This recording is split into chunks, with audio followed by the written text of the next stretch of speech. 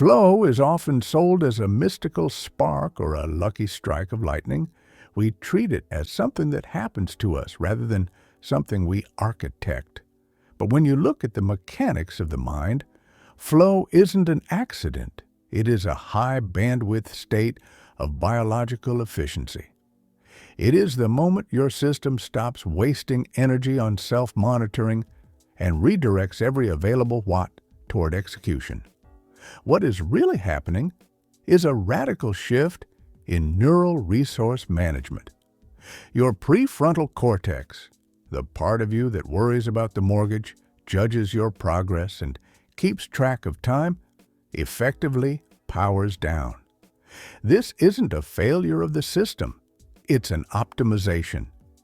By quieting the inner critic, your brain frees up the processing power required to handle complex, high-speed patterns.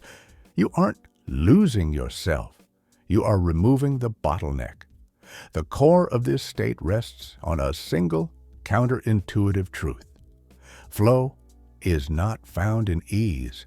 It is found at the precise edge of frustration. We often fail to enter the zone because we are either bored by the redundant or paralyzed by the impossible. To trigger the shift, you must target the challenge skill sweet spot. If the task is too easy, your mind wanders to fill the spare capacity. If it's too hard, the self-monitoring system stays online to manage the threat of failure.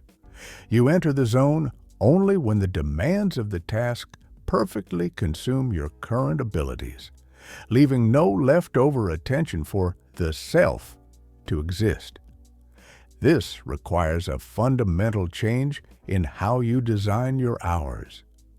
Most people try to find flow while leaving their notifications on and their goals vague. This is like trying to win a race with the parking brake engaged. To move from understanding to agency, you have to treat your attention as a finite, high-value fuel. The first calibration is the narrowing of the aperture. Flow demands total cognitive enclosure. If you are checking a message every 15 minutes, you are forcing your system to reboot the loading sequence for deep work over and over again. You never reach the operating temperature required for the prefrontal cortex to go quiet. You must define a hard boundary for your environment, where the outside world ceases to exist for a fixed block of time. Next, you must sharpen the target. Vague goals like working on the project are flow killers because they require constant micro-decisions. Decisions require the self-monitoring mind to stay active. To bypass this, you need radical goal clarity. Before you begin, define exactly what done looks like for the next 90 minutes. When the target is binary, hit or miss, the brain can automate the path to get there. You also have to manage the feedback loop. Flow is sustained by immediate information. Your system needs to know, in real time, if the current action is working. If you're writing, it's the rhythm of the sentences. If it's coding, it's the immediate result of the logic. If your task doesn't have an inherent feedback loop, create one. Set micro benchmarks. Use a timer. Give your brain the data it needs to stay locked in without having to stop and wonder if you're doing it right. Finally, embrace the struggle phase. There is a physiological loading screen before flow begins, characterized by cortisol and a sense of friction.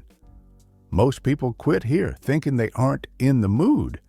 In reality, that tension is the signal that your brain is searching for the necessary patterns. If you can stay in that friction for 20 minutes without breaking focus, the system eventually rewards you by flipping the switch. Tomorrow, don't wait for the feeling. Calibrate the variables. Set a challenge that is exactly 4% beyond your comfort zone. Define the finish line with clinical precision. Silence the interruptions. Then, Lean into the initial frustration, knowing it's just the engine warming up. You aren't waiting for the zone. You are building the conditions that make it inevitable.